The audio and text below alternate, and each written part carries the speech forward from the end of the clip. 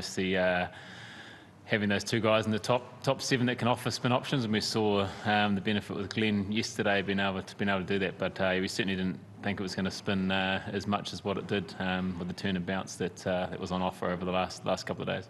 Can you walk us through what was not bowling on that second morning and why he did it? Yeah, there wasn't obviously as much offer there. I think two right-handers were in, so we sort of went with Rachin before Glenn in the first innings, and I guess you got the benefit of hindsight in the second innings and what he did. And I think in that first innings, you look at the surface and you probably think your seam is your first option. So yeah, that's probably why. Tim, will there be a temptation if you get up to Hagley, generally a green pitch, to get a spinner in there, or will you kind of intend to stick with four in those sort of circumstances?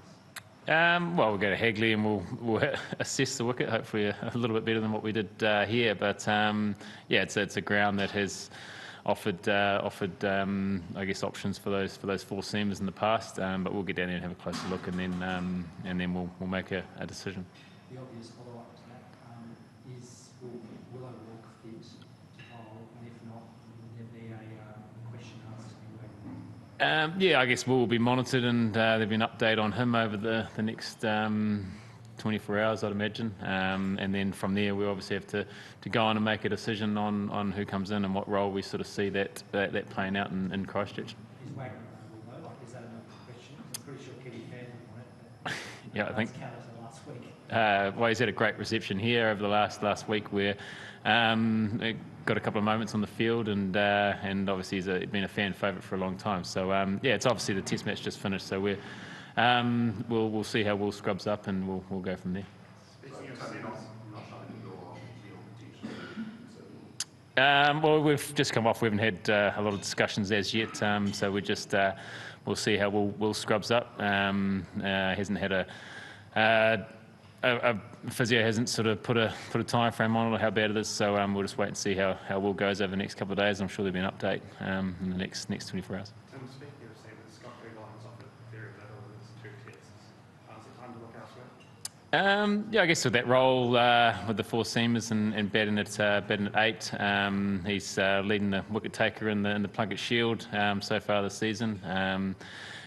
He's bowled it well at times. Tough out there into that wind. The job he did, picked up a couple of wickets in the first innings, which were crucial. It's obviously a very small sample size in the two matches he's played, and there's a bit of time a year between Test matches as well. It's not easy to come in and make an impact straight away. There was talk of his genuine pace as a reason for his selection. He was in the low 130s most of the tests, as far as I saw.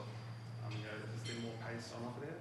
What are you seeing in that regard? Yeah, again, it's I don't know whether he went outside a lot in that time, but the wind was fairly strong at times. It's a different role into the wind. Obviously, it's tougher to bowl that fast into the wind, but he's shown in the past that he's got that extra yard of pace, and I'm sure obviously still finding his feet at Test level. So yeah, he certainly does have that extra yard that he's shown in domestic cricket. Loading issues being what they are, is there any way of Trent getting into the team in short spells? I don't think his loading's up to it on the back of T20 cricket. Obviously, he's a world-class player and has been for a long time for us. But it's been a couple of years since he's obviously chucked the whites on. So yeah, I'd imagine it's probably a bridge too far to get him ready in a week's time. Well, a few days' time. Tim, is there anything with a couple of days that you might have done differently? I suppose on a couple of instances, that first innings where you probably could have knocked Australia over for 200, 250. Yeah, I think looking back on that, it's probably that hurt a lot. That last wicket partnership, Cam Green's innings was where you look at the difference between that and the rest of the batting throughout the Test match. He played an absolute blinder for a young guy to come in and play the way he did. A chanceless 170 odd. And that was probably the difference. Obviously, that last wicket partnership, the way that he was able to bat with Josh, just really, probably took the game away from us a little bit there. But yeah, obviously, benefit of hindsight, probably could have done things slightly different on that second morning when we had such a good day on that day one. Tim, you've seen Australia and also you raised this now. Why are they such a hard team to play for the New Zealand team specifically? Yeah, they're a good side. They have been for a very long time. But yeah, I think, like I said, Cam Green's innings was a big difference between the two sides, and obviously with Nathan Lyon having that extra spin and bounce on offer showed his class as well. But yeah, we'll reflect over the next couple of days, and we'll reassess and go again in Christchurch. But they're a good side. Like I said, they've shown that for a long period of time. They're a well balanced side. Great seamers, obviously a very good spinner, and you're throwing a few good batters as well. So it's a no, I think just the way that they're a relentless group with the ball, obviously with their experience with the ball, that bowling attack's got a lot of games, a lot of wickets under their belt. But it's like the game you come up against the best, you got to be that little bit better. On that note, was that discussed in the lead-up in terms of recent years? They seem to have this hole in whether it's in Test cricket. Was that discussed in the lead-up? How can you actually address that in the next few days or 2 days? No, I think you look and the way that we can. I think you look at things you can control, and it's the way we prepare. And like every game, you sort of look back, you reflect, and you try and be better the next time you go out there. Whether that's a win or a loss or a draw, you're sort of looking at ways to get better. So I think, like every game, I think a lot of focus will be on us and how we go about our game. We go to a ground that we've had a lot of success at, assess conditions down there and go again. Yeah, I guess you have no control over the scheduling, but does it make your life even harder when you have to play the first test on a pitch which, on the face of it, seems to favour their bowlers more than even yours?